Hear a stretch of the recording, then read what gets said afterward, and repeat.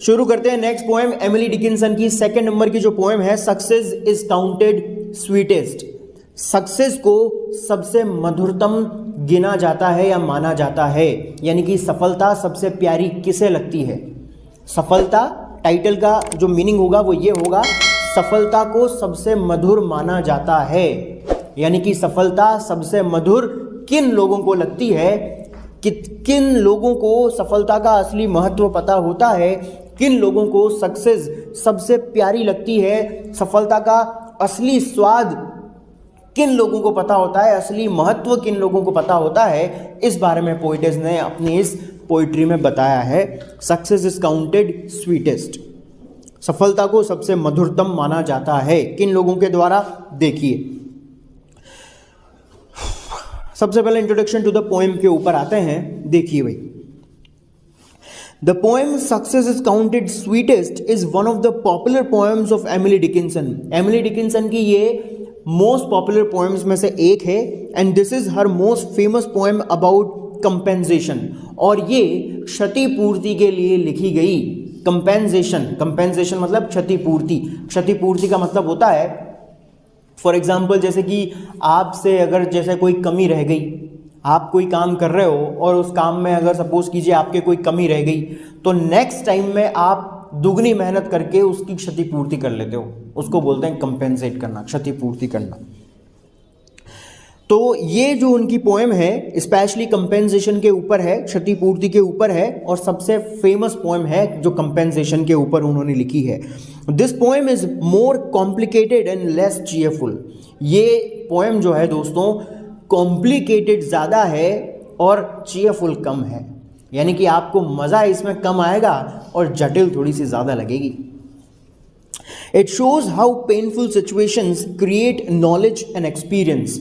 ये पोइट्री जो है आपको समझाएगी, बताएगी कि किस प्रकार से जो है जो दर्दनाक जो परिस्थितियां होती है एक व्यक्ति के जीवन में, जो दर्दनाक परिस्थितियां आती है, जो संघर्ष से भरी हुई परिस्थितियां एक व्यक्ति के जीवन में आती है, तो किस प्रकार से इस तरह की पेनफुल सिचुएशन उसकी लाइफ में नॉलेज क्रिएट करती है और एक्सपीरियंस क्रिएट करती है। यानी कि एक व्यक्ति की ज़िंदगी में आने वाली जो कठोर परिस्थितियां होती है, वो कठोर परिस्थितियां किस प्रकार से उसे एक्सपीरियंस सिखाती है, अनुभव देती है और अच्छी अच्छी बातें सिखाती है। यानी कि एक व्यक्ति अपने अनुभवों से कितना कुछ सीखता है, ये उसकी कठिन परिस्थितियों के ऊपर ही डिपेंड करता है। यानी जब तक व्यक्ति कठिन परिस्थितियों में नहीं फंसता ना, तब तक उसे सीख नहीं मिलती। ऐसा व्यक्ति जिसका आराम का जीवन चल रहा है, जो सुबह 10-10 बजे सो करके उठ रहा है, जिसकी लाइफ में खूब कंफर्ट है, वो क्या जाने कि परिश्रम क्या होता है। वो क्या जाने बेचारा जिसने कभी मेहनत की ही नहीं, उसको तो सुबह आते ही पलंग पे तो नाश्ता मिल रहा है, बस नहीं तो वहीं फ्रेश हो जाए, है ना, वो तो वहाँ पे उठ करके चल के जाना पड़ता होगा उसको। तो ऐसे ऐसे भी लोग रहते हैं। तो वो लोग परिश्रम की कीमत क्या जाने। अरे परिश्रम की कीमत समझना है तो उन लोगों से पूछो जो कठोर परिस्थितियों में जो है संघर्ष करते हैं, जो तूफानों का सामना करते हैं, जो लड़ते हैं अपने भाग्य से, जिनके जीवन में कठोर परिस्थितियां होती है, उनसे पूछो सक्सेस क्या होती है। या फिर सक्सेस अगर जानना है तो उस व्यक्ति से पूछो जो सफल नहीं हुआ, जिसने कोशिश तो बहुत की लेकिन सफल नहीं हो पाया, उससे पूछो सफलता का महत्व, वो बताएगा कि सफलता का महत्व क्या है। उन लोगों से नहीं जो सक्सेसफुल हो चुके हैं। सफलता का असली महत्व जो सक्सेसफुल हो चुके हैं उन लोगों को तो पता होता ही होता है, लेकिन उनसे भी बेहतर वो लोग आपको सक्सेस का इंपॉर्टेंस बता सकते हैं जो सफल नहीं हुए हैं। उन लोगों के लिए सफलता कितनी ज़रूरी थी, उन लोगों के लिए सक्सेस कितनी इंपॉर्टेंट थी, लेकिन वो सफलता को अर्जित नहीं कर पाए। तो वो जानते हैं सफलता का असली स्वाद की कितनी महत्वपूर्ण थी। हाँ, ये है बात। इस चीज़ के ऊपर जो है ये पोइट्री लिखी है उन्होंने। तो इसीलिए जो कठोर परिस्थितियाँ होती हैं दोस्तों हमारे जीवन में, वो हमें काफ़ी ज्ञान देती है और काफ़ी अनुभव हमें प्रदान करती है, और यही अनुभव और यही ज्ञान हमें आगे की ज़िंदगी जीने के लिए प्रेरित करता है।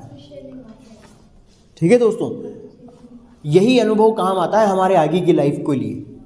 यही नॉलेज काम आती है हमारे आगे की ज़िंदगी के लिए, क्योंकि आगे की ज़िंदगी में जो अनुभव, जो नॉलेज हम सीखते हैं वो आगे आने वाली हमारी ज़िंदगी में जो कठोर परिस्थितियां हैं उनको फेस करने में हमारी हेल्प करते हैं। ठीक है।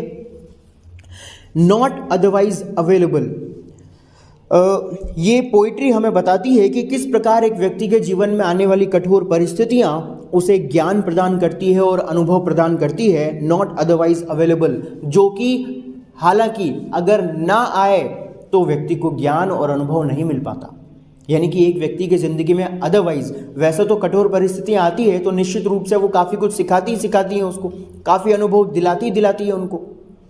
लेकिन अगर किसी व्यक्ति की ज़िंदगी में कठोर परिस्थितियां नहीं आती है तो उस व्यक्ति को ऐसा अनुभव और ऐसा ज्ञान जनरली अवेलेबल नहीं हो पाता, यानी जनरली उसको मिल नहीं पाता। यानी जिसकी लाइफ में कठोर परिस्थितियां ही नहीं है तो बेचारा वो क्या जाने संघर्ष की कीमत। संघर्ष की कीमत तो वो जानता है ना जिसने संघर्ष किया है। अब जो रोजाना 10 बजे सो के उठ रहा है, 12-12 1-1 बजे खाना खा रहा है, रात को 2-2 बजे जो है घर पे आ रहा है, और इसी तरह से नौकरी वोकरी की चिंता फिक्र नहीं है, खूब जो है पापा मम्मी ने दे रखा है ना, बड़ी सी गाड़ी ला रखी है, पेट्रोल भी भराने की ज़रूरत नहीं पड़ती, उनके घर में जो वो लगे हुए हैं नौकर चाकर वो भरा करके ले आते हैं, टैंक हमेशा फुल रहता है। छोरा आज वहाँ जा रहा है, आज यहाँ कर रहा है, आज यहाँ जा रहा है, आज वहाँ जा रहा है, कोई मतलब नहीं है। मम्मी पापा भी क्योंकि बड़ी मुश्किल से हुआ है ना, मिन्नतें मांगते मांगते जा कर के एक छोरा हुआ है, इकलौता है, तो पुचकार करके रखते हैं, खूब कमी नहीं है बेटा, तू आराम से उड़ा, खूब उड़ा, है ना, यूँ करके उड़ाएगा ना तब भी ख़त्म नहीं हुआ है अपने, चिंता मत कर, खूब रखा है तेरे मम्मी पापा ने। अब ऐसा व्यक्ति जिसने संघर्ष देखा ही नहीं, ऐसा व्यक्ति जिसने 12th की परीक्षा में 37% मार्क्स अचीव किए हैं, 37%, और वो भी भगवान भरोसे आगे, क्योंकि बोर्ड के एक दिन पहले भी जो है वो पार्टी कर रहा था, party all night, aunty police बुला लेगी, एक दिन पहले तो पार्टी कर रहा था वो, और अगले दिन सुबह उठ करके जाकर कह रहे बेटा पेपर है तेरा, हाँ पेपर है, हाँ जा रहा हूँ, एडमिट कार्ड अभी नहीं निकाला, निकालो जल्दी बोलो, एडमिट कार्ड निकालो, एडमिट कार्ड। सपोज करो भाई ऑनलाइन निकलवाना है कि भाई निकाल लिया, अरे अभी तो वेरीफाई भी करवाना है, इसको प्रिंसिपल की सील लगवानी है, जल्दी लगवा के लाओ, टाइम कितना बाकी है, आधा घंटा बाकी है, मैं आपको वहीं मिलूँगा। तो ऐसे ऐसे भी लोग होते हैं, और वो मर्जी पड़े जो लिख करके आ गया 37%, हाँ और 37 बन गई क्या, मेरे को तो उम्मीद ही नहीं थी 37 बन जाए। तो ऐसे लोग क्या जाने संघर्ष की कीमत क्या होती है। और एक बेचारा वो है जिसने 93 बनाई है, दिन रात लगा हुआ है खाने पीने की, नहाते भी नहीं है ऐसे लोग, नहीं नहाते ऐसे लोग, नहाना भी छोड़ देते हैं वो, क्योंकि टाइम खराब हो जाएगा, खाना पीना सब छोड़ देते हैं, भले रोटी भी टाइम पे मिल रही है तो मिल रही है, नहीं मिल रही तो नहीं मिल रही, कोई दिक्कत नहीं है, इतना डेडिकेटेड होते हैं अपने गोल के लिए, अपने टारगेट के लिए। तो ऐसे लोगों को पता होता है सक्सेस की कीमत, और ये कब ये व्यक्ति करने के लिए मजबूर होता है, कब, जब उसकी लाइफ में पेनफुल सिचुएशंस आती हैं, तब जब उसकी ज़िंदगी में कठोर परिस्थितियां आती है तब। तो उस व्यक्ति से पूछो जिसने कठोर परिस्थितियों को फेस किया है अपनी लाइफ में, क्योंकि उसी व्यक्ति के पास आपको अनुभव भी मिलेगा और बहुत सारा इस तरह की परिस्थितियों को फेस करने का ज्ञान भी मिलेगा, जो कि सामान्य रूप से किसी व्यक्ति को मिलता नहीं है। शैली wrote the famous line, pursed Bysshe शैली ने जो है एक बहुत ही फेमस लाइन लिखी थी दोस्तों, we pine for what is not. और ये लाइन कौन सी पोएम की है, ऑटो स्काईलार्क पोएम की है, जो ऑटो स्काईलार्क पोएम है ना अपने सिलेबस में, उस वाली पोएम की लाइन है ये, we pine for what is not. हम उस चीज़ के लिए पीड़ित होते हैं जो हमारे पास है ही नहीं। यानी कि इंसान की एक फितरत होती है, जो उसके पास है उसकी कदर नहीं करता, वो जो नहीं है बस उसके लिए परेशान होता रहता है।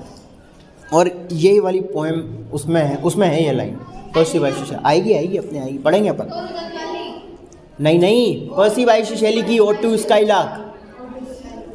एंड इन हिज लिरिक, और कौन सी पोएम में है उसकी ये लाइन, टू ए स्काईलार्क, और टू स्काईलार्क पोएम में जो है उन्होंने ये लिखा है।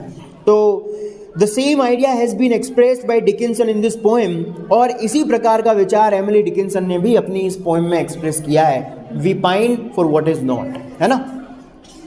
मतलब सक्सेस का इंपॉर्टेंस आप उस व्यक्ति से जाकर के पूछो जिसको सक्सेस नहीं मिली है। ठीक उसी तरह से जिस व्यक्ति के पास जो चीज़ नहीं है वो उस चीज़ के लिए किस तरह से पीड़ित होता है, किस तरह से परेशान रहता है, जरा जाकर के पूछो। रोटी की कीमत उससे जाकर के पूछो जो एक टाइम भूखा सोता है। और बहुत सारे लोग तो जो है एक एक दो दो पूड़ियाँ तो यूँ छोड़ के आ जाते हैं, एक एक दो गुलाब जामुन यूँ छोड़ के आ जाते हैं। गुलाब जामुन का अपमान करते हैं ऐसे लोग। जबरदस्ती क्यों रख के चले जाते हैं? मना करो जबरदस्ती। और अरे जल्दी जल्दी में रख के चले जाते हैं तो उसको उठा करके अपनी जेब में रख लो, घर पे ले आओ, जब भूख लगे तब खाओ। गुलाब जामुन का अपमान वो करते हैं। कुछ लोग तो कितना तो अपने भैया भाभी को दो ला करके, अपने दोस्तों को ला करके दो। हाँ, गुलाब जामुन का अपमान करते हैं। कितना दिल जान दुख पाता है, दुख पाती है लोगों की यार। हाँ, इसके नीचे वाली लाइन पर आओ, सेकंड नंबर की लाइन पे। She explores the human soul. इस पोएम में वो एक व्यक्ति की आत्मा को जो है एक्सप्लोर करती है and expresses the sense of human experience in her poem. और एक व्यक्ति के लाइफ का जो एक्सपीरियंस होता है उसका इसेंस यानी उसका सार जो है वो अपनी इस पोइट्री में एक्सप्रेस कर रही है, sir. This brief poem preaches a profound philosophy based on human experience. और ये जो छोटी सी पोएम है ये प्रीच यानी उपदेश देना, ये हमें बता रही है अ प्रोफाउंड फिलोसफी, एक बहुत ही अच्छी दार्शनिक विचार के बारे में हमें जानकारी दे रही है, जो किसके ऊपर आधारित है? ह्यूमन एक्सपीरियंस के ऊपर आधारित है, यानी कि मानव के अनुभव पर आधारित एक बहुत ही अच्छी फिलोसॉफिकल नॉलेज जो है हमें इस पोएम के माध्यम से दी जा रही है एमिली डिकिंसन के द्वारा। ठीक है दोस्तों, करते हैं स्टार्ट। एमिली डिकिंसन की पोएम पढ़ रहे हैं, success is counted sweetest. Introduction to the poetess तो पढ़ लिया है, पढ़ने की आवश्यकता नहीं है। इंट्रोडक्शन टू द पोएम भी हमने पढ़ लिया है। ये जो है एक ऐसी फिलोसॉफिकल पोएम है दोस्तों जो कि ह्यूमन एक्सपीरियंस के ऊपर बेस्ड है, यानी कि एक ह्यूमन की लाइफ में, एक इंसान की लाइफ में उसको क्या क्या एक्सपीरियंस होते हैं, तो जनरली उस तरह से जो है फिलोसॉफिकली उन्होंने इस पोएम को ट्रीट किया है एमिली डिकिंसन ने। और हमारे एक्सपीरियंस के आधार पर, हमारे एक्सपीरियंसेस को आधार बना करके उन्होंने ये बताने की कोशिश की है कि सक्सेस का इम्पोर्टेंस किन लोगों को पता होता है, सफलता क्या होती है, किसको पता होती है, कौन उसके महत्व को जानता है, कौन उसकी कद्र करता है और कौन नहीं करता। तो सक्सेस का इम्पोर्टेंस अगर किसी को पहचानना है तो उनसे पूछो, किन से पूछो, वो अपने को इसमें पढ़ना है। ठीक है, इसीलिए इस पोएम का टाइटल है सक्सेस इज काउंटेड स्वीटेस्ट, यानी सफलता को सबसे मधुर माना जाता है या गिना जाता है। गिना जाना मतलब माना जाता है। सफलता सबसे प्यारी किसको लगती है, किन लोगों को लगती है, उसका इंपॉर्टेंस किसको पता होता है, वो अपने को इसमें पढ़ना है। लिखिए मीनिंग्स, देखिए। सक्सेस इज काउंटेड, काउंटेड को अंडरलाइन करके लिख लीजिए, कंसीडर करना, मानना। काउंटेड, कंसीडर करना, मानना। स्वीटेस्ट यानी कि सबसे मधुर, सबसे प्यारी, स्वीटेस्ट। बाय दोज यानी कि उन लोगों के द्वारा। ये आगे लिखा हुआ है नेवर, शॉर्ट फॉर्म में, कॉन्ट्रैक्शन फॉर्म में लिखा हुआ है नेवर। नेवर, सक्सीड यानी सफल होना, सक्सीड सफल होना। इसके नीचे है कॉम्प्रीहेंड का मतलब समझना, कॉम्प्रीहेंड समझना। नेक्टर मतलब अमृत, नेक्टर, नेक्टर मीन्स अमृत। इसके नीचे है रिक्वायर्स, रिक्वायर मतलब आवश्यकता होना, रिक्वायर्स, रिक्वायर मीन्स आवश्यकता होना। सोरेस्ट, सोरेस्ट को अंडरलाइन करके लिखिए, ग्रेटेस्ट, सोरेस्ट, ग्रेटेस्ट, सोरेस्ट, ग्रेटेस्ट। नीड यानी कि आवश्यकता। रिक्वायर वर्ब है, नीड नाउन है, ध्यान रखिएगा, है ना। रिक्वायर मतलब आवश्यकता होना, नीड है आवश्यकता केवल। इसके नीचे वाले स्टेंजा पर आइए, नॉट वन, वन यानी किसी व्यक्ति के लिए आया है यहां पर, है ना। ऑफ ऑल यानी कि बहुत सारों में से कोई एक व्यक्ति, one of all. The purple host, purple host को पूरा अंडरलाइन करके लिख लीजिए, royal army in purple dress. Purple attire, attire का मतलब वेशभूषा होता है। Royal army in purple attire, ATTIRE, attire या ड्रेस लिख लेना, जो चाहो लिख लो। Royal army in purple attire यानी कि पर्पल कलर की वेशभूषा पहने शाही सेना। नीचे आइए, हु, जिन्होंने, हु किसके लिए आया है? वही पर्पल आर्मी के लिए आया है। उस पर्पल आर्मी में जितने भी सोल्जर्स हैं जिन्होंने पर्पल कलर की ड्रेस पहने रखी है या पहन रखी है, पहनी हुई है, उन लोगों के लिए आया है हु। टुक, थाम रखा है, थामा, पकड़ रखा है। द फ्लैग, फ्लैग यानी कि झंडा, और झंडा किसको सिंबलाइज कर रहा है? यहाँ पे विक्ट्री को सिंबलाइज कर रहा है। हु टुक द फ्लैग, जो झंडा लहरा रहे हैं, जिन्होंने ध्वज पकड़ा हुआ है, जो ध्वज लहरा रहे हैं, इसका मतलब विजय का जश्न मना रहे हैं, इसका मतलब वो जीत गए हैं, है ना। तो फ्लैग यहां पे सिंबलाइज कर रहा है विक्ट्री को। इसके नीचे है डेफिनेशन यानी परिभाषा, क्लियर, स्पष्ट, विक्ट्री, विजय। नीचे वाले स्टेंजा पर आइए, एज ही, अब एज आया है, इसका मतलब सिमिली है यहां पर। ही यानी कि वह व्यक्ति, किसी एक के लिए आया है। डिफीटेड, हारा हुआ। डाइंग, मर रहा है। On whose forbidden ear, forbidden ear को पूरा अंडरलाइन करके लिख लीजिए। फॉरबिडन, फॉरबिडन ईयर, फॉरबिड की थर्ड फॉर्म है ये। फॉरबिड का मतलब होता है मना करना। Forbid, forbade, forbidden, forbid, forbade, forbidden, है ना। तो मतलब मना किया हुआ कान। मीनिंग निकालेंगे अभी, देखना। फॉरबिडन ईयर यानी ऐसा कान जिसको मना कर दिया गया है सुनने से। इसका मतलब वो मर गया ना व्यक्ति,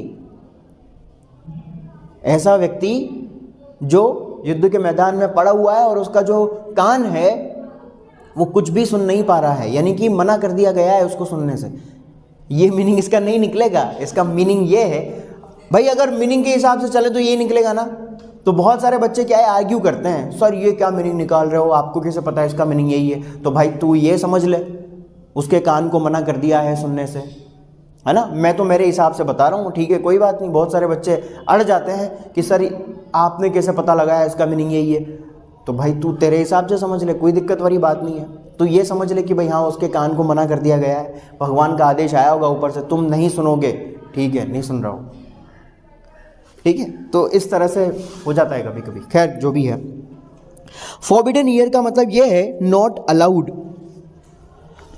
फॉरबिडन ईयर, नॉट अलाउड, मतलब कि उसकी बॉडी में लाइफ अब नहीं बची है, और लाइफ नहीं बचेगी तो जाहिर सी बात है वो सुन नहीं पाएगा दोस्तों, है ना। उसकी बॉडी के ऑर्गन्स ने काम करना बंद कर दिया था, तो इसीलिए आया है मृत शरीर का मृत कान, है ना, जो सुनना अलाउड नहीं होता उसको।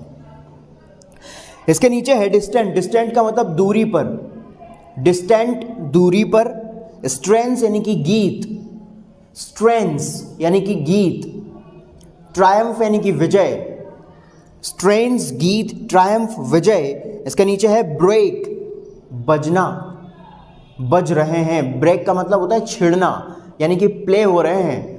जो सेना जीत गई है वो जश्न मना रही है विजय का। एग्नाइज्ड यानी कि पीड़ित, एग्नाइज्ड, पीड़ित। एग्नि का मतलब होता है पीड़ा, कष्ट। एग्नि से बना है एग्नाइज्ड, तो पीड़ित, पीड़ा से युक्त मतलब पीड़ित। क्लियर, स्पष्ट। चलिए पढ़ते हैं, देखिए। Success is counted sweetest by Emily Dickinson. देखिए क्या कह रही हैं पोइटेस यहाँ पर, थोड़ी सी फिलोसॉफिकल पोएम है। यहाँ पर नेचर का कोई ऑब्जर्वेशन नहीं है, जैसे कि हमने पिछली वाली पोएम में देखा था, है ना। तो इस तरह की कोई सिंपल सी थीम नहीं है, हालांकि थीम सिंपल ही है, लेकिन एक फिलोसॉफिकल पोएम है। कोई नेचर का ऐसा सिंपल सा ऑब्जर्वेशन नहीं है यहाँ पर, है ना। देखिए क्या कहा है उन्होंने, ह्यूमन एक्सपीरियंस पर बेस्ड एक फिलोसॉफिकल नॉलेज को वो शेयर कर रही हैं और कहती हैं, success is counted sweetest by those who never succeed. थोड़ा आराम से शांति से समझिएगा। पोइटेस एमिली डिकिंसन यहाँ कह रही हैं कि सफलता को सबसे मधुरतम वो लोग मानते हैं या सफलता को सबसे प्यारा समझा जाता है या माना जाता है बाय दोज, उन लोगों के द्वारा हु नेवर सक्सीड, जो अपनी लाइफ में कभी सफल नहीं होते। यानी पोइटेज ये कह रही हैं दोस्तों कि अगर आपको सफलता का इंपॉर्टेंस अगर जानना है, सफलता की कीमत अगर समझनी है, तो उन लोगों से समझिए जो अपनी लाइफ में कभी सफल नहीं हुए हैं, जिन्होंने कोशिश तो बहुत की सफलता को हासिल करने की, लेकिन संघर्ष तो बहुत किया सफलता को हासिल करने के लिए, लेकिन उसके बावजूद उनको सफलता नहीं मिल पाई। ऐसे लोगों से जाकर के पूछिए कि सफल होने की जो कीमत होती है, सफलता की जो इम्पोर्टेंस होता है, सफलता का जो महत्व होता है, वो कितना गहरा होता है उन लोगों के लिए, बजाय उस व्यक्ति से जो सफल हो चुका है। क्योंकि वो व्यक्ति तो अब अपनी ज़िंदगी में रिलैक्स हो जाएगा ना कि भाई मुझे तो सफलता मिल गई। और हो सकता है बहुत सारे लोग जैसे सफल जब हो जाते हैं तो उसके बाद वो जो है थोड़े एरोगेंट बन जाते हैं, है ना, लोगों की फिक्र करना बंद कर देते हैं, दया भावना उनके अंदर से समाप्त हो जाती है। अरे यार अब तो सफल हो गए, सक्सेसफुल हो गए, अब क्या दिक्कत है, खूब पैसा कमा लिया, अब भाड़ में जाओ। जबकि आज से कुछ समय पहले जब उस व्यक्ति का संघर्ष चल रहा था तो उस समय वो भी उसी दौर में था जिस दौर में वो व्यक्ति है जिसको सफलता नहीं मिली है। तो इस व्यक्ति के बजाय जिसको सफलता मिल गई है, इसके बजाय सफलता की कीमत अगर आपको जाननी है ना, तो उस व्यक्ति से पूछो जो सफल नहीं हुआ अपनी लाइफ में, वो व्यक्ति बताएगा आपको। सुना रहे तो देखिए आगे, to comprehend a nectar requires sorest need. जिस प्रकार से किसी व्यक्ति को अमृत चाह रहा होता है, जैसे सपोज कीजिए किसी व्यक्ति को बहुत कठिन, उसको जो है ऐसी परिस्थिति में वो व्यक्ति फंस गया है और उस परिस्थिति में उसको जब आवश्यकता होती है, बहुत ज़्यादा आवश्यकता होती है किसी महत्वपूर्ण चीज़ की। नेक्टर से मतलब यहाँ पर, नेक्टर का मतलब अमृत नहीं है, क्योंकि एक व्यक्ति को अमृत की आवश्यकता नहीं होगी। अमृत की आवश्यकता से मतलब यहाँ पर है कोई महत्वपूर्ण चीज़ जो उसकी लाइफ में उसको सबसे ज़्यादा जो है सबसे ज़्यादा जिसको वो डिज़ायर कर रहा होता है, सबसे डिज़ायरेबल चीज़। नेक्टर से मतलब यहाँ पे अमृत से नहीं है, अमृत से नहीं है यहाँ पे नेक्टर का मतलब। यहाँ पे नेक्टर सिंबलाइज कर रहा है किसको, वो चीज़ जो उसकी नीड को सेटिस्फाई कर देगी। यानी कि सपोज कीजिए जैसे कोई व्यक्ति जो है नौकरी के लिए संघर्ष कर रहा है, तो यानी कि नौकरी उसके लिए क्या है, अमृत है। कोई व्यक्ति अगर जो है अपने मकान खरीदना चाह रहा है और उसके लिए वो पैसा जमा कर रहा है ना, किराए से रह करके ईएमआई जो है या फिर ईएमआई भर रहा है, मकान बना रहा है, तो वही जानता है कि वो मकान किस तरह से बना रहा है ना, कितना स्ट्रगल उसको करना पड़ रहा है पैसा जमा करने में, इकट्ठा करने में, किराए के मकान में रह रहा है बेचारा, तो वही व्यक्ति जानता है। तो उस व्यक्ति के लिए अमृत क्या है कि यार जल्दी से मेरा घर बन जाए। तो यानी कि आपकी जो भी ग्रेटेस्ट नीड है वो चीज़ आपको मिल जाए जिस चीज़ की आपको आवश्यकता है, वो है अमृत से मतलब यहाँ पर। ठीक है, तो उन्होंने यही कहा है टू कॉम्प्रीहेंड अ नेक्टर। जिस प्रकार से सक्सेस का इंपॉर्टेंस केवल उन्हीं लोगों को पता होता है जिन्हें सक्सेस नहीं मिली होती है, ठीक उसी प्रकार से अगर आपको एक अमृत का महत्व समझना है, यानी कि उस चीज़ का इंपॉर्टेंस समझना है, जैसे कोई एक व्यक्ति है उसे अगर सर्वाधिक आवश्यकता अगर किसी चीज़ की है, अगर वो किसी चीज़ को दिलो जान से हासिल करना चाहता है, तो उस व्यक्ति से पूछो कि उस चीज़ की इंपॉर्टेंस उसके लिए कितनी होगी जिस चीज़ को वो हासिल करना चाहता है।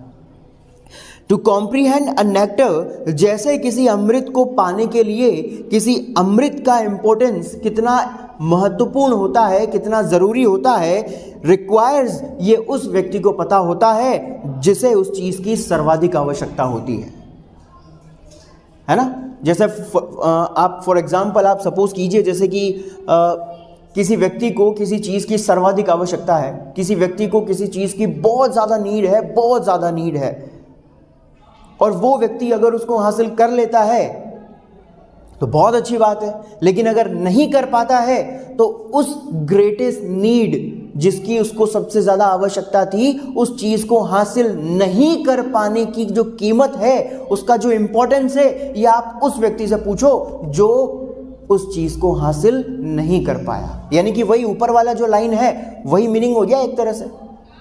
जैसे किसी व्यक्ति को किसी चीज की ग्रेटेस्ट नीड होती है और वो व्यक्ति उस चीज को हासिल नहीं कर पाता, तो उस व्यक्ति से पूछो कि उस चीज की कीमत उसके लिए क्या थी। ठीक उसी प्रकार से ये ऊपर वाली लाइन इस चीज को जो है सपोर्ट कर रही है। यानी कि कुल मिलाकर के बात वही है कि सफलता का अगर महत्व समझना है तो उस व्यक्ति से पूछो जो सफल नहीं हुआ है। क्योंकि जिस व्यक्ति को जिस चीज की सबसे ज्यादा आवश्यकता होती है वही चीज अगर उसको ना मिले तो कितना दुख होता है उसको, और वो चीज उसके लिए अमृत के समान होती है। तो किसी अमृत को हासिल करने के लिए, यानी कि कोई ग्रेटेस्ट नीड वाली किसी वस्तु को हासिल करना कितना इंपॉर्टेंट होता है किसी व्यक्ति के लिए, ये उससे जाकर के पूछो जिसे उस चीज की सर्वाधिक आवश्यकता है, तो उसकी कीमत वही जानता है। जैसे फॉर एग्जांपल अगर मैं उदाहरण दूं तो जैसे किसी व्यक्ति की इमरजेंसी आ जाती है, जैसे कि किसी व्यक्ति का जो फैमिली का मेंबर है वो हॉस्पिटल में एडमिट कर दिया।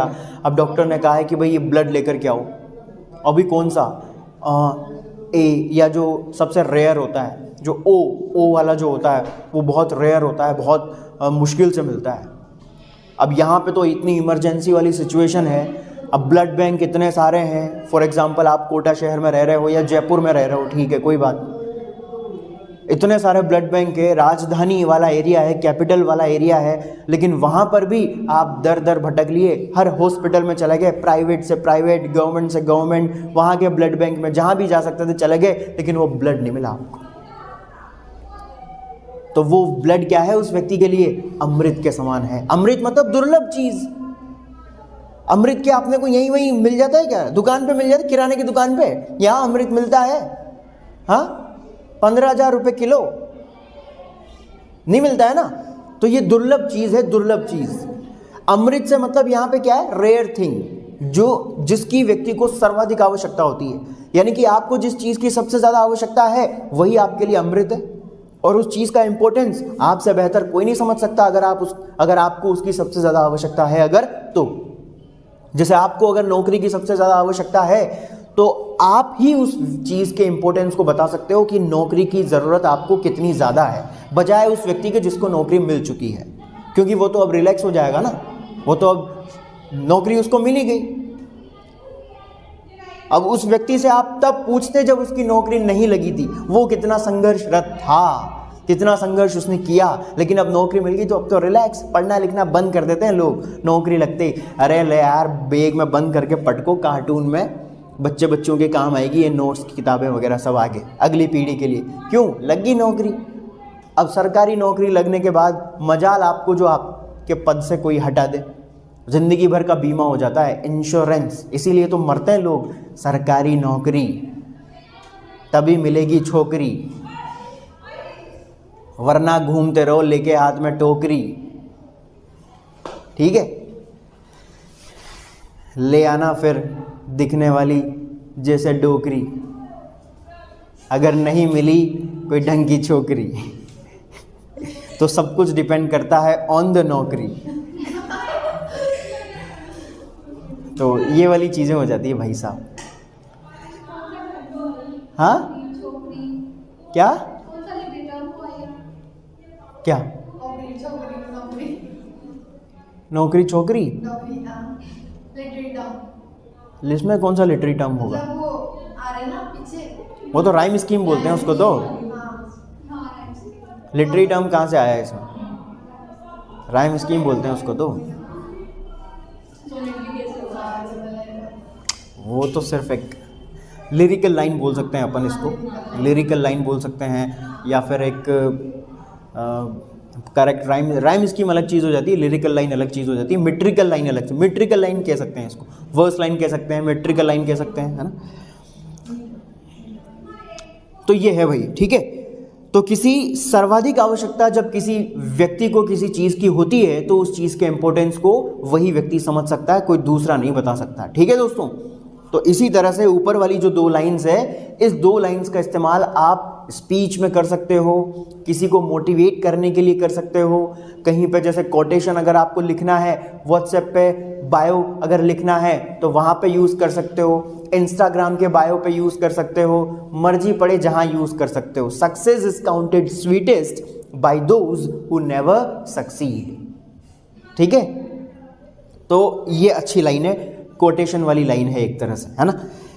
To comprehend a nectar requires sorest need, ये भी आप चाहो तो लगा सकते हो। ये Not one of all the purple host who took the flag today can tell the definition so clear of victory। देखिए दोस्तों, जिस प्रकार से जब कोई युद्ध लड़ा जाता है तो युद्ध के उस मैदान में जब दो सेनाएं आपस में टकराती है, भिड़ती है, युद्ध लड़ती है, तो उनमें से जो सेना जीत जाती है और वो जब झंडे लहरा रहे होते हैं, तो एक एग्जाम्पल देकर के पोइटिस ने यहाँ पर बताया है, जैसे सपोज कीजिए कोई दो आर्मी जो है युद्ध के मैदान में टकरा रही है और पर्पल कलर की ड्रेस पहने हुई वाली जो आर्मी है वो जीत गई है, उनकी विजय हो गई है, और उस आर्मी के सभी सोल्जर्स जो है ध्वज लहरा रहे हैं, विजय का जश्न मना रहे हैं, विजय का उत्सव मना रहे हैं।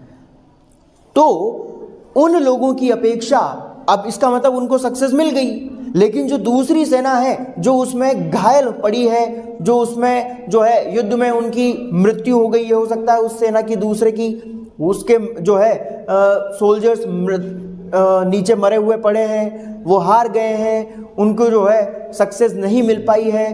तो ऐसी कंडीशन में अगर आपको सक्सेस का इंपॉर्टेंस जानना है तो वो लोग आपको सक्सेस का इंपॉर्टेंस नहीं बता सकते जो ध्वज लहरा रहे हैं, विजय का जश्न मना रहे हैं, बल्कि उन लोगों से जाकर के पूछो जो नीचे जमीन पर डिफीटेड, हारे हुए पड़े हैं और मर रहे हैं, यानी कि मरने वाले हैं, घायल पड़े हैं। डिफीटेड मतलब हारे हुए पड़े हैं नीचे जमीन पर, एंड डाइंग, और मर रहे हैं, यानी कुछ ही समय में उनकी प्राण जो है वो निकल जाएंगे उनकी बॉडी से। उन लोगों से पूछो कितनी घायल अवस्था में जो है वो पीड़ित अपनी आंखों से, यानी कि उनकी आंखों में पीड़ा, सक्सेस को हासिल नहीं कर पाने की पीड़ा और डिफीट हो जाने की पीड़ा उनकी आंखों में स्पष्ट नजर आ रही होती है।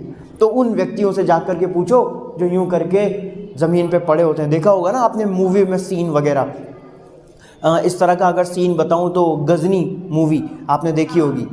गजनी में वो वहाँ पे आता है और वो उसका मर्डर कर देता है, मतलब उसको चाकू मार देता है, और उसके आमिर खान के भी यहाँ पे वो जोर से मार देता है ना। फिर उसकी याददाश्त चली जाती है। कितना बढ़िया जीवन चल रहा था बेचारे का, है ना। और इसीलिए तो कहते हैं काल करे सो आज कर, आज करे सो अब। तो वो सबसे अच्छा एग्जाम्पल है। पहले अगर बता देता तो ज़िंदगी कुछ और होती, लेकिन अब वही वाली बात है, बाद में जो है ये वाली चीज़ हो जाती है, अलग हो जाते हैं, सब कुछ ख़त्म हो जाता है। तो उस टाइम पे, जिस टाइम वो मार रहा था उसको उसकी आंखों के सामने, और वो उसके चोट लगी थी और आंखें बार बार ऐसी हो रही थी, तो याद करो वो वाला सीन, कैसे वो देख रहा था यूं कर। तो इसका मतलब क्या चल रहा होगा बेचारे के मन में, एक बार सोचो यार, मैं उसको बता भी नहीं पाया, है ना, और अभी देखो मर जाऊंगा, कुछ ना कुछ हो जाएगा तो मैं कभी उसको हासिल ही नहीं कर पाऊंगा। तो उस व्यक्ति से जाके पूछो सक्सेस क्या होती है। पूछो उस आदमी से जाकर के, गजनी से जाकर के, मतलब गजनी नहीं, गजनी पिक्चर में जो आमिर खान का कैरेक्टर था उससे जाकर के पूछो। वो सफल नहीं हो पाया वहाँ पे, वो चाहता था सफल हो जाए, वो चाहता था सक्सेसफुल हो जाए, लेकिन वो हो नहीं पाया। उससे जाकर के पूछो क्या बीत रही होगी। तो ये होता है सक्सेस का इंपॉर्टेंस, जो वो लोग नहीं बता सकते जो सफल हो गए हैं, बल्कि वो लोग बता सकते हैं जो सफल नहीं हुए हैं।